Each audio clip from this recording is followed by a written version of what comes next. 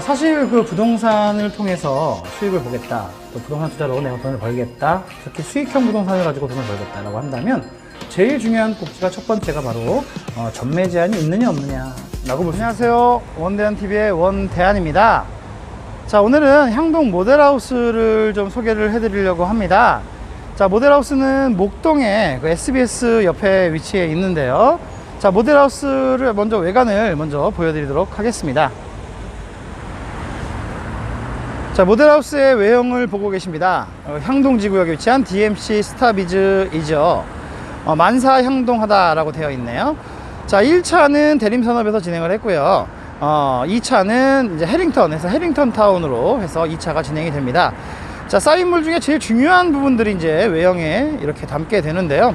강남역까지 30분, 여의도 25분, GTX A 노선 착륙역이 예정되어 있다.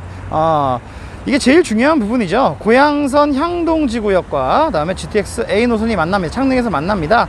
자, 이 호재가 역시 GTX 호재가 제일 큰 호재라고 말씀을 드릴 수 있겠네요. 그래서 제일 빨간 글씨로 제일 위에 강남역 30분, 여의도 25분 해서 GTX A 노선 착륙역이 바로 가까이에 있다.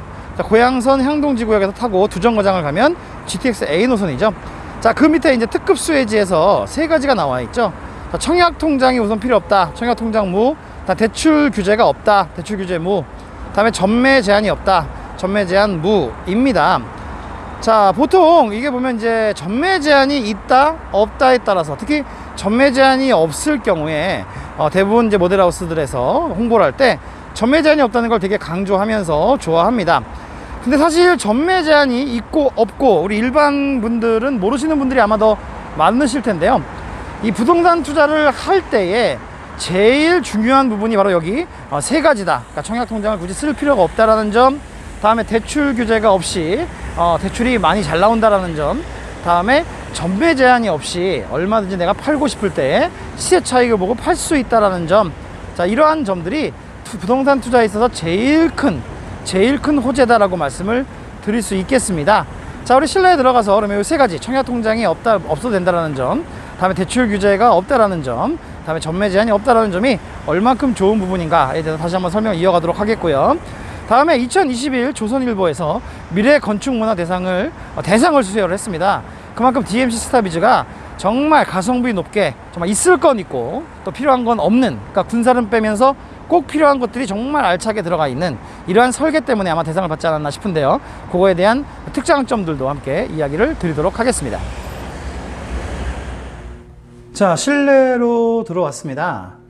자, 지금 현재 외관에 보면 이제 향동에 대한 지도들, 그 다음에 또 향동지구역, DMC 스타비즈라는 곳과 만사 향동하다라는 외형이 있었고요.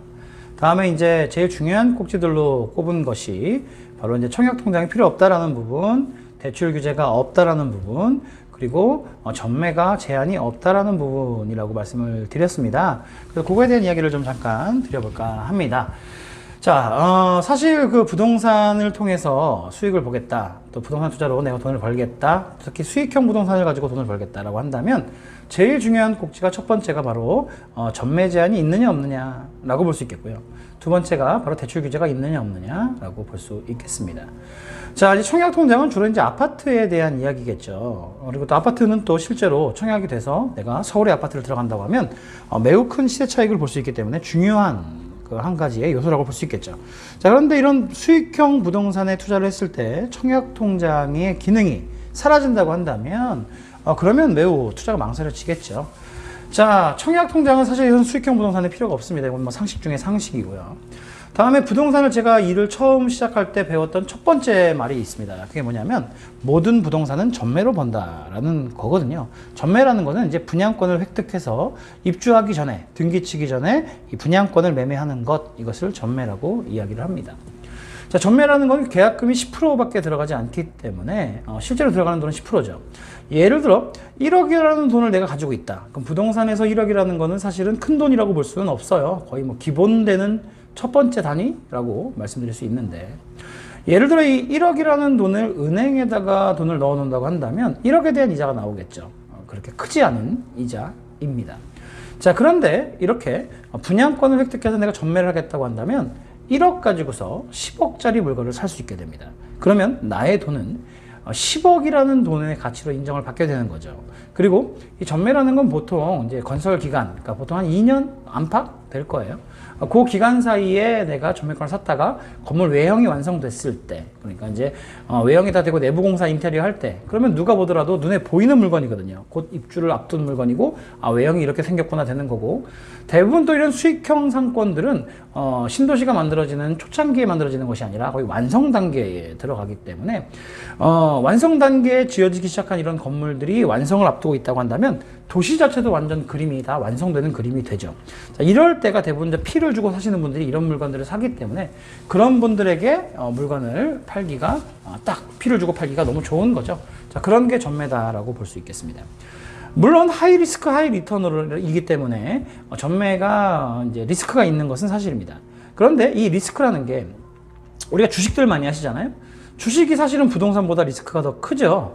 반토막이 나기도 하고 하루아침에 휴지 조각이 되기도 합니다. 하지만 부동산은 건물 자체가 있기 때문에 이렇게 휴지 조각이 되지는 않겠죠.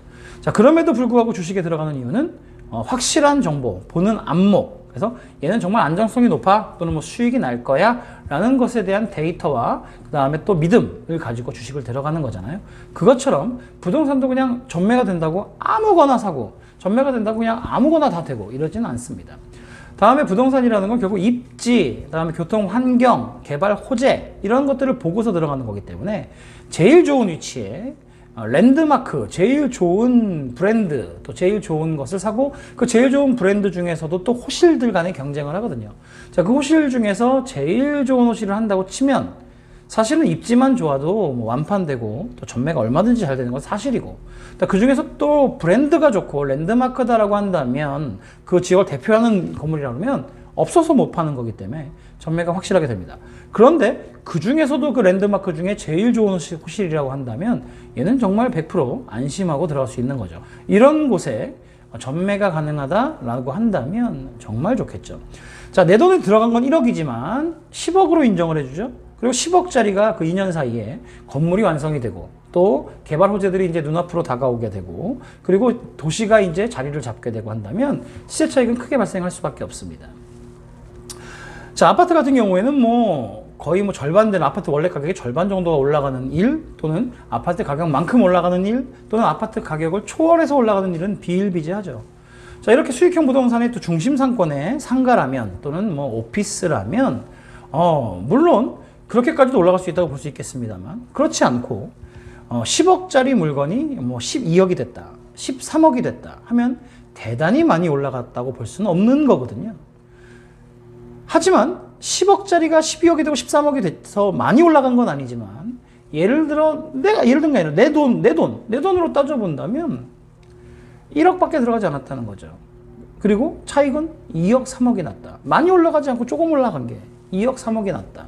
그러면 난 1억을 투자하고 2억, 3억을 벌기 때문에 아파트에서 차익이 나는 것만큼 또는 그 이상의 차익을 노릴 수 있다. 이게 바로 전매의 장점이라고 볼 수 있겠죠. 자, 부동산 정책이라는 건 빨간불과 파란불밖에 없어요. 부동산 육성책이냐, 부동산 규제책이냐.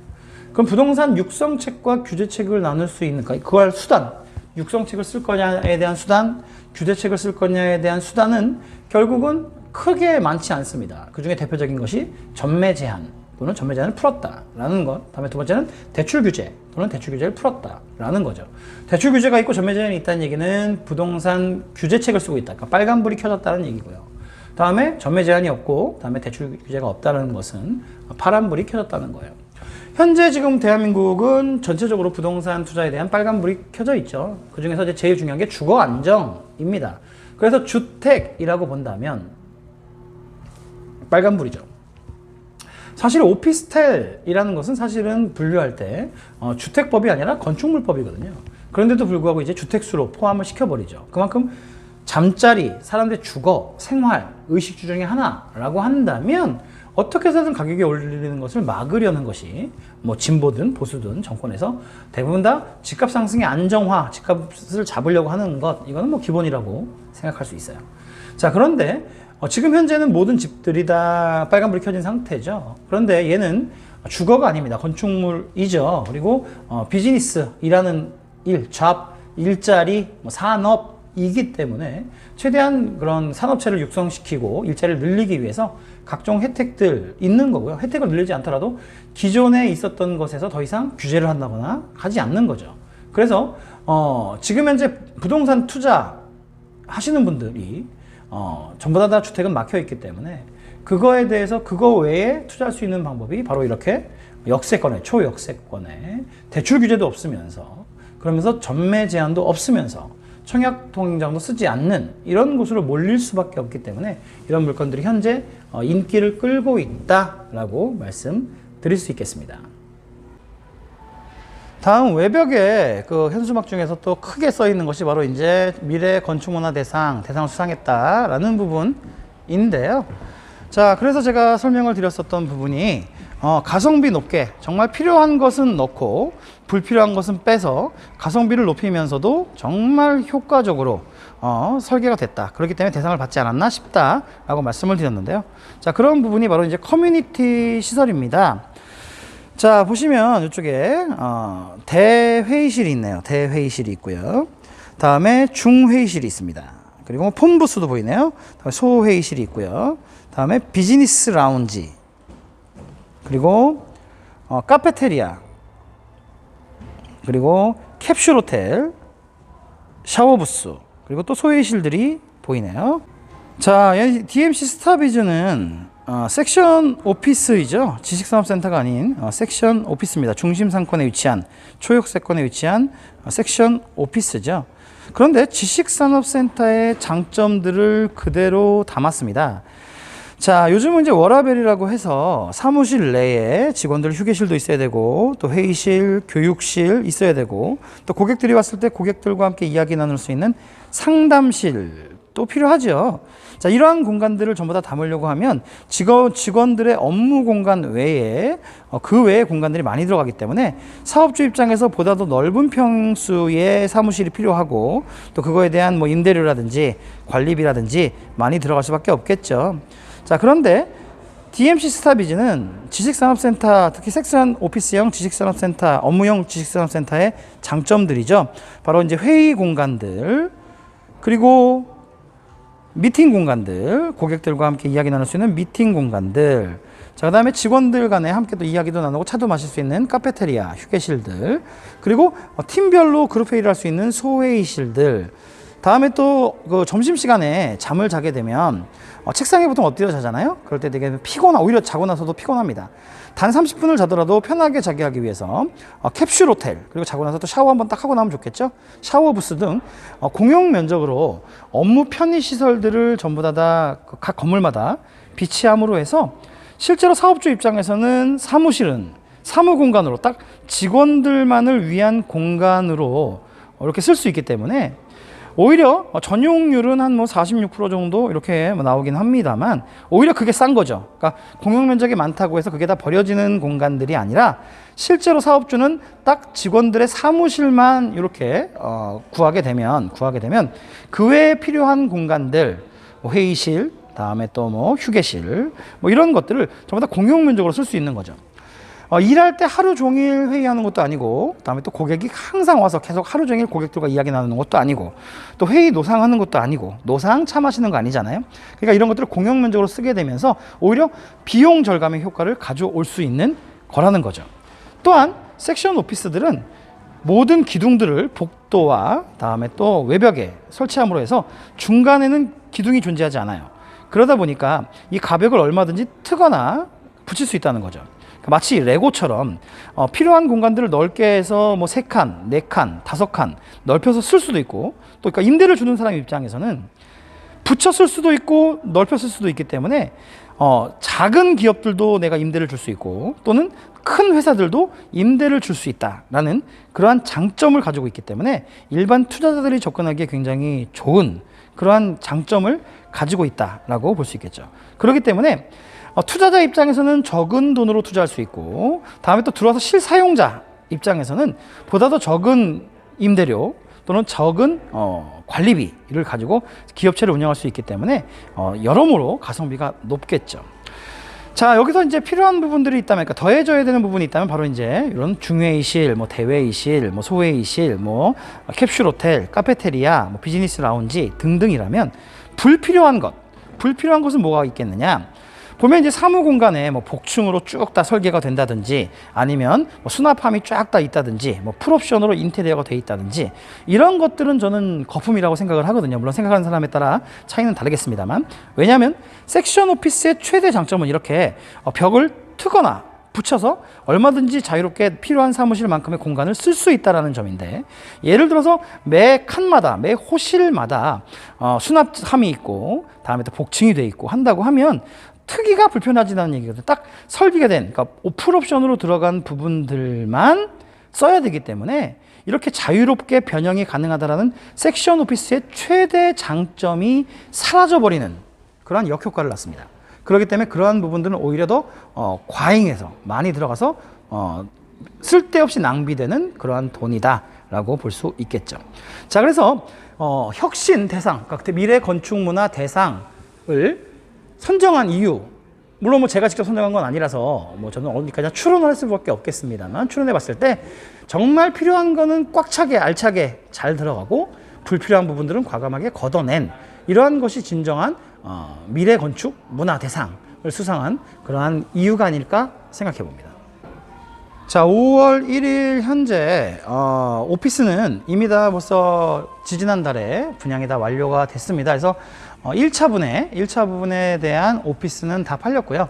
지금 이제 상가가 소량 1차 부분이 남아 있습니다. 자, 그리고 이제 2차 분양을 준비 중에 있는데요. 자, 2차 분양은 이렇게 이제 7블럭과 중심 상권의 7블럭과 그리고 5블럭이 이제 준비 중에 있습니다. 자, 1차에 들어갔던 이 3개 단지는 여기서 바로 나오자마자 있는 곳이라고 한다면, 2차에 들어가는 것은 이렇게 향동천 바로 주변에 코너 자리입니다. 제일 끝에 코너 자리. 천변에서 이렇게 휘어져 있는 부분이기 때문에 코너 자리는 2개로밖에 나올 수가 없거든요. 근데 전부 다 3면 코너입니다. 3면 코너. 지금 현재 5블럭 자리를 보시더라도 3면 코너죠. 그래서 1면, 이쪽이 이제 바로 역으로 가는 도로 쪽이 되겠죠. 1면. 다음에 이쪽은 이제 그 중흥 S클래스가 있는, 그다음에 또 빌라 단지, 상가 주택들이 있는 곳에 있는 사거리 위치해 있으면서 여기는 향동천의 코너라고 볼 수 있겠죠. 그리고 여기도 이제 향동천의 코너, 3면 코너, 5블럭은 이렇게 3면 코너고요. 다음에 7블럭은 공원 있는 쪽의 코너와 다음에 향동천 쪽으로, 다음에 또 대로변 쪽으로, 여기도 마찬가지로 이제 역으로 가는 대로변이 되겠죠.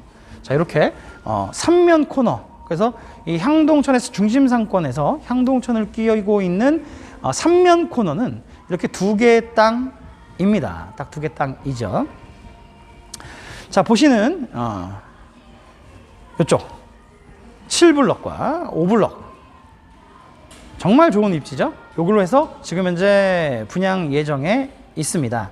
자, 그리고 설계 또한 전부 다 각 층에 4층에는 이렇게 커뮤니티 시설들이 들어가고 1층부터 3층까지가 상가, 그 다음에 5층부터 15층까지가 섹션 오피스가 되겠죠.